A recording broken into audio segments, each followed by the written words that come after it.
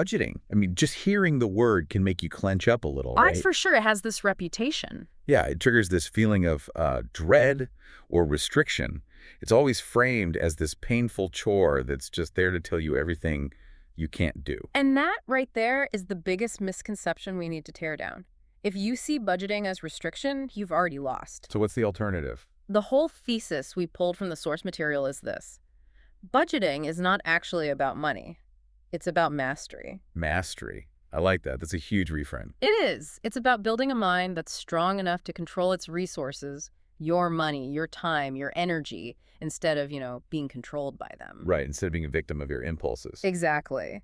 So our mission for this deep dive is to unpack budgeting as a system that sharpens the mind, that builds real self-control, and ultimately creates long-term greatness. Using financial discipline as the training ground. Precisely. We're looking for that hidden mental strength that's built right into the process. Okay, so let's start there. If the goal isn't restriction, what is the real definition of budgeting according to these sources? At its core, it's just a system of discipline. The simplest definition is this. You're giving every single dollar a job. Giving it a job. Yeah. Instead of letting your money just wander off and vanish between paychecks, you are consciously directing it. But, okay, isn't that just semantics? I mean, how does calling it intention really change the pain of having to say no to things? Well, that's the key, isn't it? If I have less money for an impulse purchase, it still feels like a restriction to me. I get that, but think of it this way. It's the difference between being forced into a cage versus building your own fortress. Okay. One implies an external force limiting you, the other implies internal control. So we have to be super clear about what budgeting is and what it is not. Lay it out for us. What are those key distinctions? Okay. Budgeting is awareness. It's control, it's direction, intention, responsibility, and at the end of the day, mastery. Right. It forces you to look at reality. Exactly. And what it is not restriction. It's not punishment for past mistakes, and it is definitely not poverty thinking. It's strategy. It is pure strategy. It's power.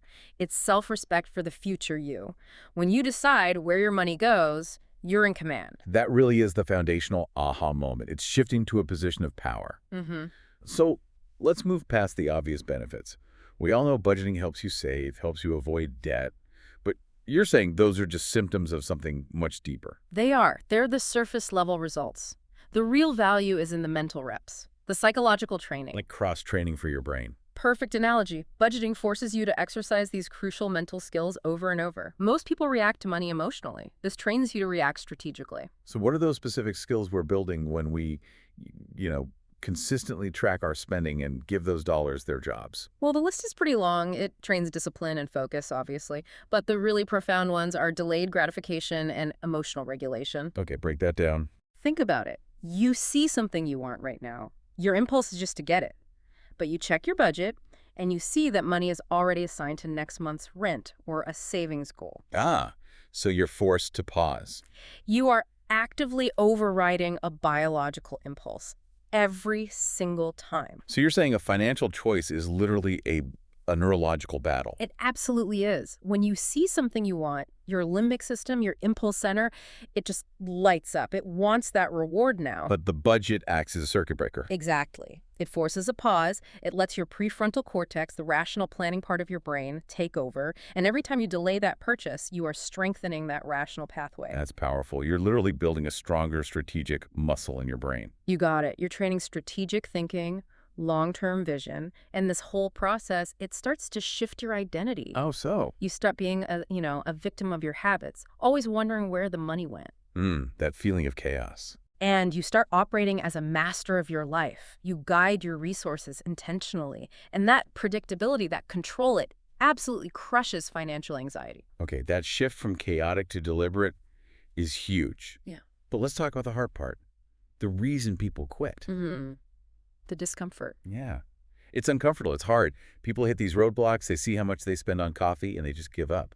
Why is that discomfort so important? Because the challenge isn't the problem. The challenge is the gym. The difficulty you feel, that friction, that's the resistance your mind needs to get stronger. If it were easy, it wouldn't build any discipline. So let's connect the dots. Let's take the 5 biggest struggles and link them directly to the mental muscles they built. Great. So number 1, facing your spending reality. Just looking at the numbers. Yeah. Even if they're ugly, this builds honesty and it builds clarity. So many people live in this state of willful financial ignorance. They're afraid to even look at their bank balance. Because you can't fix what you refuse to look at. You can't. So that's the first step. The second challenge is breaking emotional spending. The retail therapy. Right. We shop because we're stressed or bored. A budget forces this necessary gap between the feeling and the transaction. And in that pause, you learn emotional control. And the big one, the centerpiece. Delaying gratification. This is the ultimate test. Every time you hold off on some non-essential purchase because that money has a higher priority, you are strengthening your mental endurance. You're teaching your brain that real rewards are earned. Then you have to make those tough calls, prioritizing needs over wants. Which improves your decision-making across the board. You learn to see the difference between what's essential and what's just a fleeting desire. And that skill applies to everything, not just money. And finally, sticking to it even when your friends are going on expensive trips. Yes. Resisting social pressure. When you do that, you strengthen your own identity. You're basically telling yourself that your plan is more important than keeping up with appearances. So when you put all that together, the honesty, the impulse control, the clarity, it really sounds like the main benefit is just becoming a more robust, confident, less anxious person. That's exactly it. You become mentally tougher. Financial anxiety starts to fade away because your money is now predictable. You're actively rewiring your brain. Which is a really compelling case for why everyone should do this, no matter how much money they have. Absolutely. So who needs this skill then? Is it just for people who are, drowning in debt? No, not at all. The sources are clear. This is a universal skill. It's for anyone who wants more stability, more discipline, more control. It's not just for people who are struggling. It's for smart people. It's explicitly for smart people. People who get that control over your resources is essential for any big ambition. And when should you be doing it? Just when you're saving for a house or something? Always.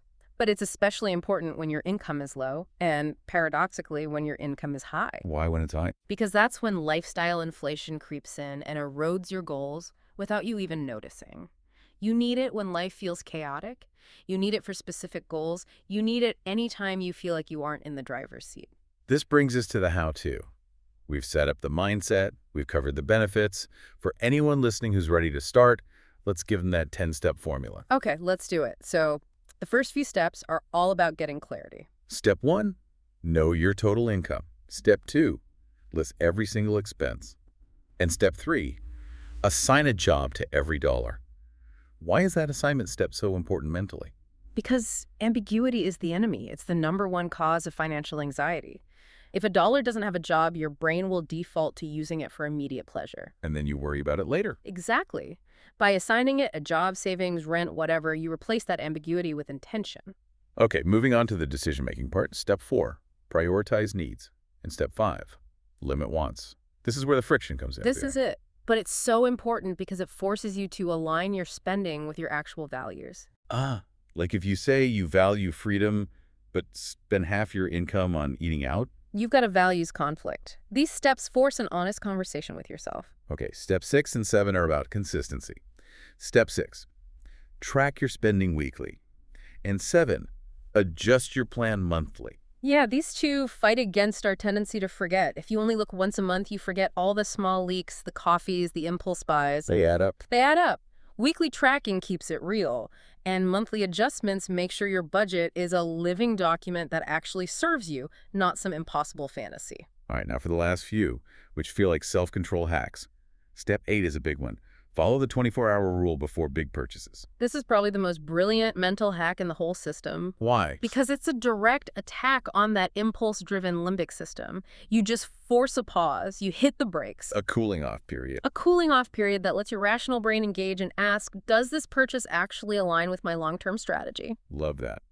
Step 9, automate savings. Take the decision out of your own hands. Willpower is finite. We all know that. Mm-hmm. By automating savings, the second you get paid, you pay your future self first. You eliminate the temptation entirely. And the final one, step 10, review progress every 30 days. This is the reinforcement loop. This is what makes it stick. You see your wins, you see where you struggled, and you solidify the habit. It turns it from a chore into an empowering review. What a great framework. We started by saying budgeting isn't about restriction, and I think we've proved the opposite is true. Yeah. Budgeting is not the end of freedom, it's actually the beginning of it. Because real freedom requires control. That's the whole point. When you master your resources, you master your life. It's that simple. You're building mental infrastructure, and money just happens to be the tool you're using to build it. That is the takeaway. This is so much bigger than a spreadsheet. Mm-hmm. And that leads me to, I guess, a final thought for you to take away and explore. If we accept that financial chaos leads directly to mental anxiety, then what other seemingly non-financial area of your life, maybe your schedule or your health habits, could be completely transformed just by applying the same kind of systematic clarity and discipline that a budget demands? Try applying that budget mentality to something that isn't money and just see what happens.